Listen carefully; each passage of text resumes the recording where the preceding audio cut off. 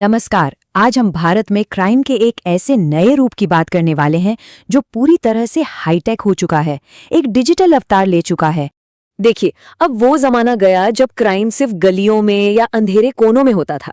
नहीं, अब वो क्लाउड में है, हमारे आपके स्मार्टफोन्स में है और हमारी डिजिटल जिंदगी के लगभग हर पहलू में अपनी जगह बना चुका है।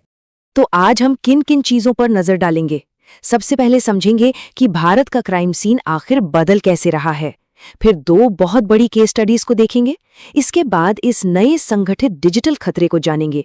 फिर देखेंगे कि पुलिस इसका जवाब कैसे दे रही है। और अंत में इस नई जंग के मैदान का भविष्य क्या है, इस पर भी बात करेंगे। तो चलिए शुरुआत करते हैं भारत के बदलते क्राइम के माहौल से। और एक बात तो तय है, ये अब सिर्फ अखबार के सुर्खियों तक सीमित नहीं है, बल्कि उससे कहीं ज्यादा पेचीदा और गहरा हो चुका है। आज के दौर का जो क्राइम है उसके कई चेहरे हैं। एक तरफ तो सड़कों पर होने वाले पुराने तरीके के अपराध हैं ही, लेकिन दूसरी तरफ साइबर फ्रॉड, संगठित गिरोह और बड़े बड़े फाइनेंशियल स्कैम्स का एक बहुत बड़ा जाल फैला हुआ है। और इन सब में एक बात कॉमन है, इन सभी की जड़ें अब कहीं ना कहीं डिजिटल टेक्नोलॉजी से जुड़ गई हैं। इसको और अच्छे से समझने के लिए चलिए एक असल केस स्टडी देखते हैं। ये कहानी है जयपुर के सुपर स्कैम की, एक ऐसी डिजिटल डकैती जिसने पूरे सरकारी सिस्टम को हिलाकर रख दिया था। 400 करोड़ रुपए? जी हाँ, ये कोई छोटी मोटी रकम नहीं है। सोचिए, सिर्फ एक घोटाले में इतनी बड़ी रकम शामिल थी। ये आंकड़ा हमें दिखाता है कि डिजिटल क्राइम का स्केल कितना ज्यादा बड़ा हो सकता है। तो सवाल ये है कि आखिर ये सब किया कैसे गया। ये एक बहुत ही शातिर 5 स्टेप की प्लानिंग थी। पहला कदम, फर्जी पैन और आधार कार्ड बनाए गए। दूसरा, इन्हीं जाली दस्तावेजों के दम पर 400 से ज्यादा फर्जी डिजिटल सिग्नेचर सर्टिफिकेट्स यानी डीएससीज तैयार किए गए। ये एक तरह से डिजिटल चाबियां होती हैं।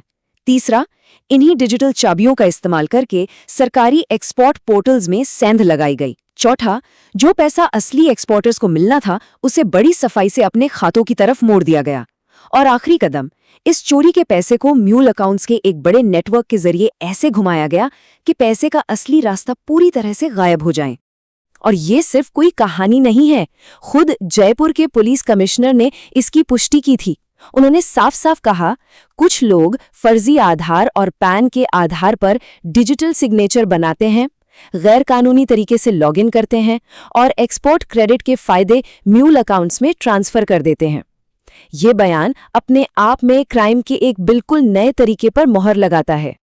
अच्छा, अब जयपुर के इस बड़े कॉरपोरेट घोटाले से थोड़ा हटकर मुंबई चलते हैं और देखते हैं कि कैसे ये साइबर क्राइम आम लोगों को बड़े पैमाने पर अपना शिकार बना रहा है। ये मामला एक फ्रॉड फैक्ट्री का है। जब मुंबई क्राइम ब्रांच ने छापा मारा तो उन्हें ये सब कुछ मिला। 100 से ज्यादा सिम कार्ड्स, दर्जनों एटीएम कार्ड्स, पासबुक, चेकबुक और मोबाइल फोन्स।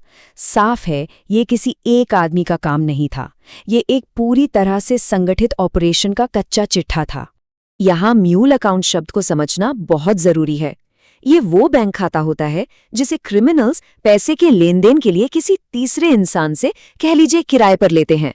अक्सर छोटे मोटे पैसों का लालच देकर लोगों को फंसाया जाता है और उनके खातों का इस्तेमाल चोरी के पैसे को छुपाने के लिए किया जाता है। और ये स्लाइड इस रैकेट की विशालता को बिल्कुल साफ साफ दिखाती है। इस गिरोह ने धोखाधड़ी के लिए 943 बैंक खाते खरीदे थे। इनमें से 181 का इस्तेमाल किया जा चुका था और इन खातों से जुड़े 339 मामलों में शिकायतें भी दर्ज की गई थी। मतलब ये एक संगठित साइबर क्राइम फैक्ट्री का सटीक उदाहरण है। तो अब इन अलग अलग मामलों की कड़ियों को जोड़ते हैं ताकि हम ये समझ सकें कि ये डिजिटल खतरा कितना बड़ा और कितना संगठित है। और देखिए, ये खतरा सिर्फ पैसों की धोखाधड़ी तक ही सीमित नहीं है। इन डिजिटल टूल्स का इस्तेमाल अब समाज में अशांति फैलाने के लिए भी हो रहा है। मिसाल के तौर पर हाल ही में नोएडा में हुए प्रदर्शनों में भीड़ जुटाने और उन्हें निर्देश देने के लिए व्हाट्सएप ग्रुप्स, क्यूआर कोड्स और हजारों फर्जी सोशल मीडिया प्रोफाइल्स का इस्तेमाल किया गया। तो क्राइम का तरीका पूरी तरह से बदल गया है। जहां पहले अपराधियों के हथियार होते थे, गाड़ियां, बंदूकें और छिपने के ठिकाने, वहीं आज के अपराधी के हथियार हैं encrypted chat apps, fake digital profile और म्यूल अकाउंट्स का एक ऐसा नेटवर्क जो दिखाई नहीं देता। तो सवाल ये उठता है कि इस डिजिटल हमले का जवाब पुलिस कैसे दे रही है। चलिए अब पुलिस की जवाबी कार्यवाही पर एक नजर डालते हैं। पुलिस अब एक मल्टी लेवल रणनीति अपना रही है। दिल्ली पुलिस के ऑपरेशन साइहॉक जैसे टारगेटेड ऑपरेशंस चलाए जा रहे हैं। National cyber crime reporting portal आम लोगों को सीधे शिकायत करने की ताकत देता है। NCRB यानी नेशनल क्राइम रिकॉर्ड्स ब्यूरो अब सभी राज्यों से डिजिटल डेटा इकट्ठा कर रहा है, जिससे ये ट्रैक किया जा सके कि कहाँ किस तरह का साइबर फ्रॉड बढ़ रहा है। और हर शहर में खास साइबर सेल्स और एंटी ऑटो थेफ्ट स्क्वाड यानी AATS जैसी स्पेशल यूनिट्स बनाई जा रही हैं, जो टेक्नोलॉजी की मदद से ऐसे संगठित अपराधों से निपटती हैं। और इन कोशिशों का असर भी दिख रहा है। अकेले दिल्ली पुलिस के ऑपरेशन साइहॉक के एक ही फेज में 600 से ज्यादा साइबर क्रिमिनल्स को गिरफ्तार किया गया। ये एक बहुत बड़ी कामयाबी है। सबसे अहम बात यह है कि अब national cyber crime reporting portal के जरिए कोई भी कहीं से भी पैसों की धोखाधड़ी की शिकायत दर्ज करा सकता है। ये शिकायत सीधे पुलिस और बैंकों के सिस्टम से जुड़ जाती है, जिससे तुरंत और एक साथ एक्शन लेना मुमकिन हो पाता है। तो इन सब बातों से जो एक बड़ी तस्वीर उभर कर सामने आती है वो ये है कि हम सब क्राइम और पुलिसिंग की एक बिल्कुल नई हकीकत का सामना कर रहे हैं। तो सबसे जरूरी बात यह है कि पब्लिक सेफ्टी की जो पहली लड़ाई है वो अब किसी गली या चौराहे पर नहीं, बल्कि एक डिजिटल नेटवर्क पर लड़ी जा रही है। ये जंग अब सड़कों से ज्यादा साइबर स्पेस में हो रही है। और ये सब हमें एक बहुत ही जरूरी सवाल पर लाके छोड़ देता है।